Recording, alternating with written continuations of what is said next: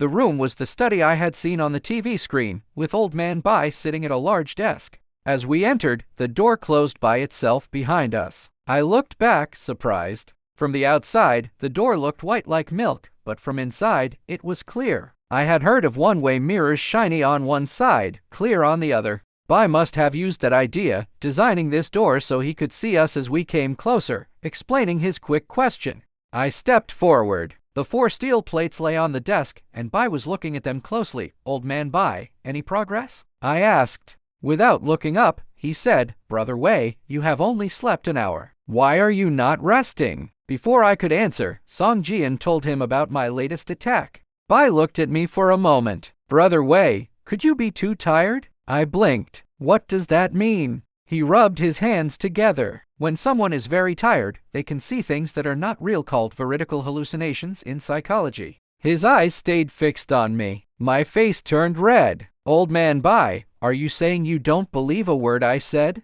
He stood, shaking his head. I did not say that. I am just suggesting what you experienced might be a hallucination. I pushed out my hand. Old Man Bai, the first attack left blood under my nails from scratching the man's leg. Do you think that's a hallucination? My voice was sharp with anger. Bai patted my shoulder. Brother Wei, you have to think about the possibility. That's ridiculous, I said sharply, almost shouting. If you don't believe me, Bai said calmly, I will give you proof. I meant to mention earlier, but I thought rest would clear your head. This could lead to autophobia, where you would even see your own reflection as an enemy. Out of respect for Bai, I controlled my anger and sat, feeling very angry. You still have not explained the blood under my nails. His voice became softer. Brother Wei, check your right pant leg. Confused, I rolled it up and stopped. 4 fresh scratch marks were on my leg, clearly from fingernails. I sat there, very surprised.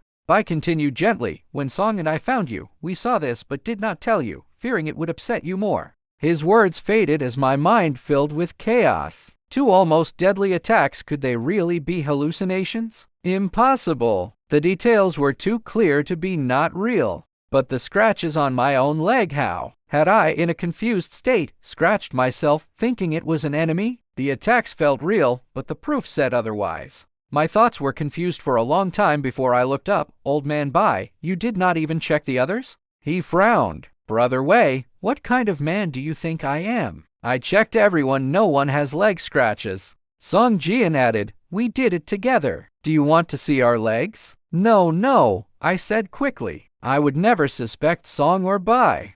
But, Old Man Bai, I did not see my attacker either time. You are so sure it's a hallucination, but I need rest to be sure? Exactly, Bai said. You need rest. I shook my head, feeling clear-headed even though I was tired. Bai's psychology talk, like something from an old Chinese debate, did not convince me. I changed the topic. All right, let's stop talking about it. Any luck with the 4 plates? He sighed. If I could solve them, my plan would not work. What plan? I asked. You need rest, not more thinking, he said. Stubbornly, I replied, I am not tired. He sighed again, a little sadness in his voice. Brother Wei, forgive me for saying this, but I wish I had a son like you.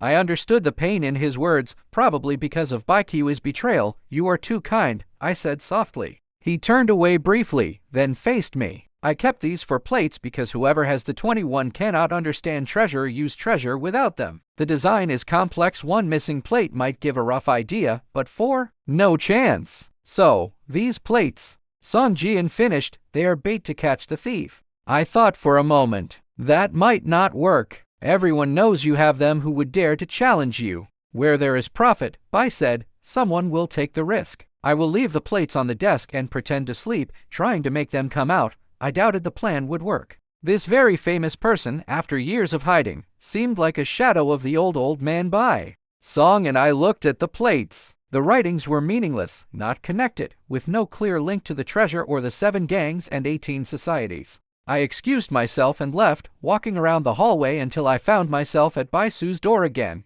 I thought about the attacks again. Every detail felt real, not imagined.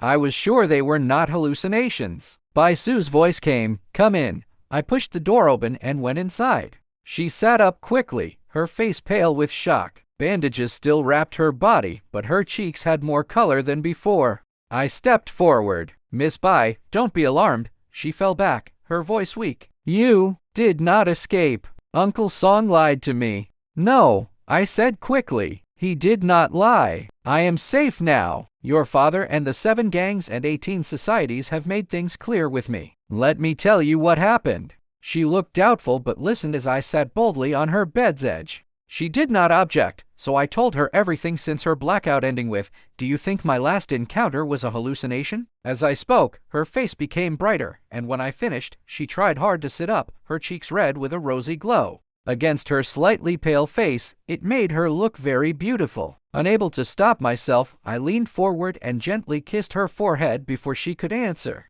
Her face turned a deeper red, her eyes looking down in shy silence. After a long moment, she sighed softly. My brother is gone. Dad is going to be very angry. Don't worry about it, I said. Your father has been reading Buddhist scriptures lately, hasn't he? His judgment is not what it used to be. I did not directly say Old Man Bai's judgment was bad, but Bai Su's smart mind understood what I was thinking. I leaned forward. Miss Bai, are you saying someone is really trying to kill me? Her delicate eyebrows frowned as she thought for a moment. Before she could answer, I said, I will not bother you longer. She quickly replied, wait, take this. Press the green button on the wall. Not sure what she meant, I followed her instructions, pressing the green button. A part of the wall slid open, showing a cabinet. Take the yellow box from the 3rd drawer, she said. I did so and returned to her bedside. Check the door, she added. I opened it. The hallway was quiet, empty. She opened the box, showing a 1-inch square, very well-made stainless steel device, half an inch thick, with a rubber strap.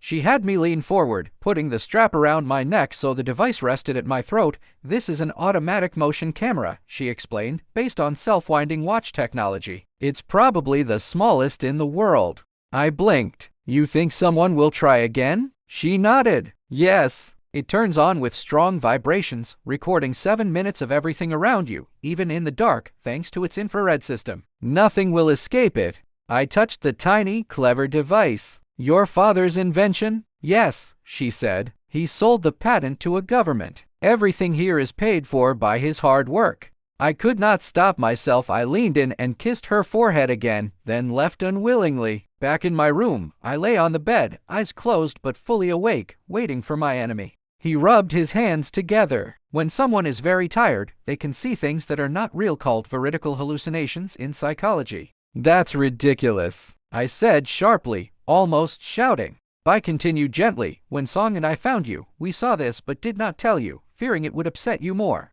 He frowned. Brother Wei, what kind of man do you think I am? I checked everyone, no one has leg scratches. Song Jian finished, they are bait to catch the thief. This very famous person, after years of hiding, seemed like a shadow of the old man Bai. I thought about the attacks again, every detail felt real, not imagined. She looked doubtful but listened as I sat boldly on her bed's edge. Don't worry about it, I said. Your father has been reading Buddhist scriptures lately, hasn't he? His judgment is not what it used to be.